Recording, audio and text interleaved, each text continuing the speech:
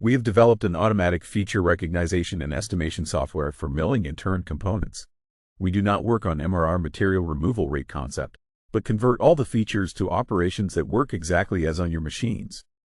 Further added advantage is you can use the estimation based on the toolpaths that you generate, like use of G96 constant surface speed for lathes, as well as use the spindle RPM limit feature of S3000 G50 to limit the RPM during turning.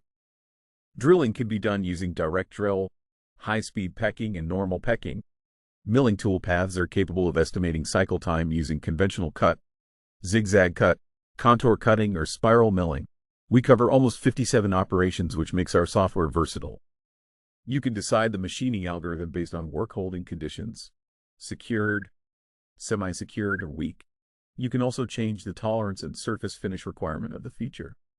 The software allows you to select the input condition, whether it is to be machined from a solid block or it is to be in a preformed condition. This selection makes our software a good choice for batch and part production companies that uses casting and forged components. Do you also think that every machine shop is unique? Then we need to meet over for an online demonstration of our software.